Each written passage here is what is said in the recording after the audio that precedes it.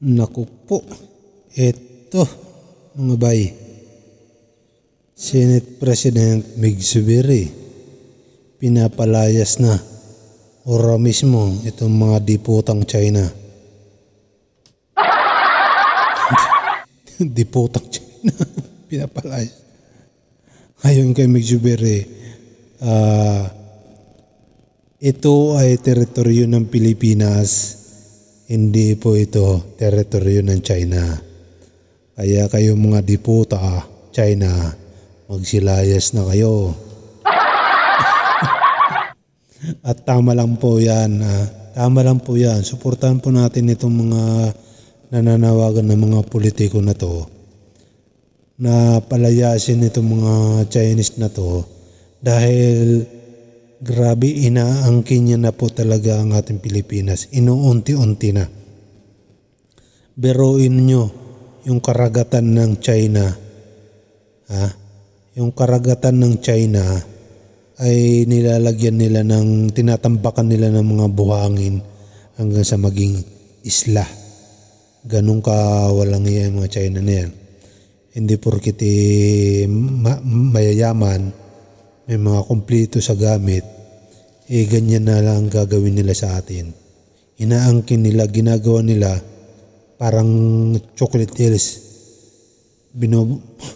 Nilagyan nila ng buhangin yung karagatan, tapos yung gagawin na lang nila ng isla.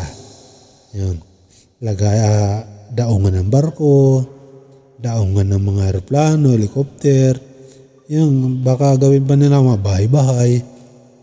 Diba? Kung hahayaan yan, ito lang kung hahayaan nyo yan, ang mga susunod na henerasyon natin, yung mga apo natin anak, panigurado wala na silang Pilipinas abutan. Dahil nasa ilalim na sila ng China. Sigurado yan. Kaya dapat talaga gumawa na ng aksyon ng gobyernong ito para mapaalis sila dyan.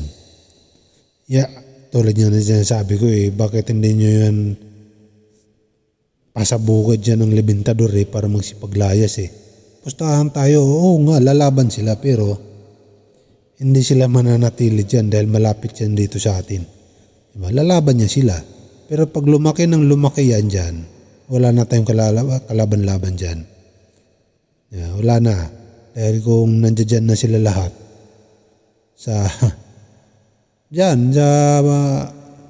dito malapit sa Palawan. Kung nandiyan na mga Chinese na yan, kanilang mga pandigma, ay hindi na po tayo makakalaban dyan. Hindi na tayo makakalapit dyan. Kaya ngayon pa lang, paalisin nyo na po yan mga nandiputang China na yan.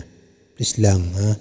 Kaya dito kay Mig Zubiri, talaga pong suportado ka namin para sa iyong panawagan itong si Pangulong Bongbong Marcos. Dapat po talaga na gumawa na po siya ng paraan dyan. Gumawa na po talaga siya ng paraan kasi grabe, inaangkin na po talaga. Hindi na maganda. Hindi na po maganda yun. Pinalalayas na ni Senate President Juan Miguel Mig Zubiri ang mga umaaligid na... At gusto ko lang pong sabihin kung nakikinig po sila, ito po ang teritoryo ng Republika ng Pilipinas. Hindi po inyo ito, kaya kung pwede lumayas na kayo. Pinalalayas na ni Senate President Juan Miguel Mig Zubiri ang mga umaaligid na barko ng China sa pagbisita nila sa Pag-asa Island sa Kalayaan, Palawan. Kasama niya sina Senate Majority Leader Joel Villanueva, Senate Deputy Majority Leader J.V. Ejercito, Defense Secretary Gilberto Todoro at iba pang Philippine Coast Guard at Philippine Navy officials. Pinangunahan nila ang groundbreaking ceremony para sa itatayong barracks para sa Philippine Navy na bahagi ng pagpapalakas ng defense capability at pag-iit sa karapatan ng bansa.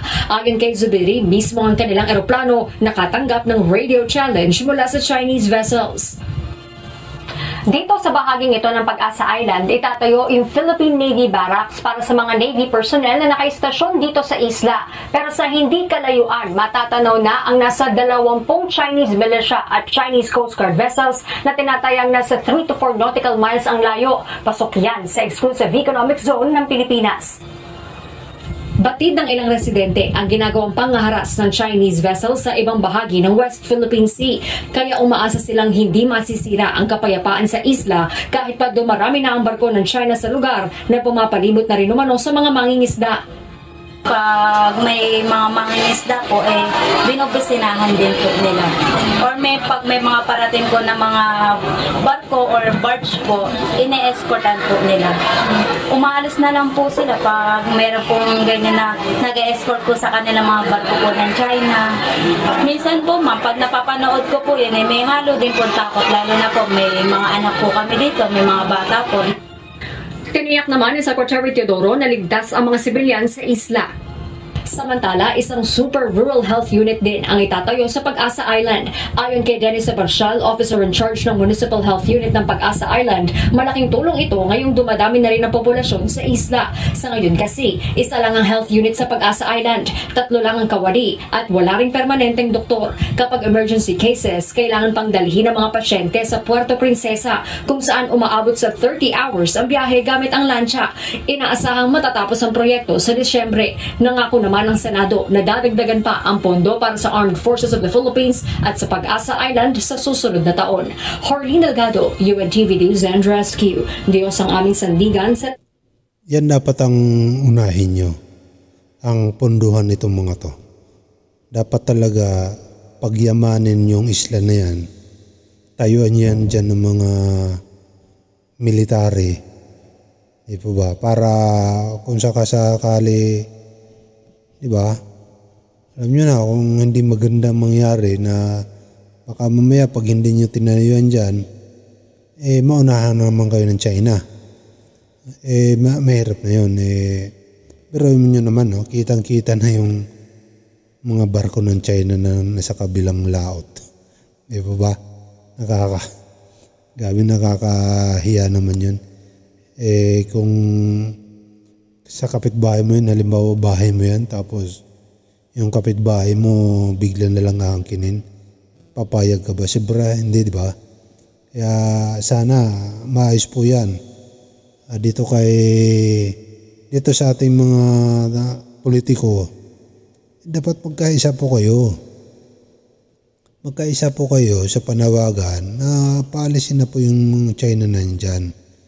Di ba? Kung hindi umalis talaga, bakit hindi nyo subukan? Sampulan nyo. Alam natin na pag sinampulan nyo yan, girang hanap dyan. Pero, kung nagpipumilit sila dyan magtayo sa atin isla, ibig sabihin lang, may agenda sila dyan. Kaya mag-iisip muna sila. Diba? Mag-iisip muna sila bago sila makipag-gira. Kasi kung makikipag-gira sila dyan, mapipilitan sila lumayas dyan. Diba? Mapipilitan sila umalis dyan. Paano na yung negosyo nila dyan? Kung ano man. Baka mamaya paggawaan pa ng mga ano yan, bato. Diba? Kasi isla karagatan, hindi sila mahanap ng mga otoridad. Hindi sila mapupuntahan. Di pa ba? Ay nako. Sana po unahin yung isla na yan. Mga politiko na yan. Unahin nyo yung ponduhan nyo ng malaki yan para lahat ng mga military dyan, diba? May magbantay dyan sa isla na yan para hindi unti-unti tayo pinapasok ng mga diputang Chinese na yan. Diba?